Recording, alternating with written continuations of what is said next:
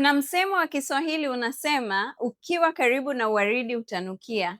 Huu msemo upo pia katika saikolojia ambao unatuambia wale watu ambao tunakuwa nao karibu kwa muda mwingi, kazini, nyumbani, wanao mchango mkubwa sana wa kutubadilisha, wa kutufanya sisi tuwe vile ambavyo tupo sasa na hata tutakavyokuwa baadaye.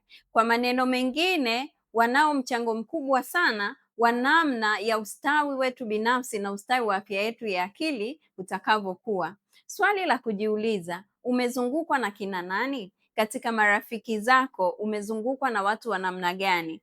Labda wengine kila siku ni watu wanaofanya moyo wako unakuwa umepondeka kila wakati. Una kazi ya kulia kila wakati. Una kazi ya kuona ufanikiwi, usongi mbele na hakuna chochote unachokifanya.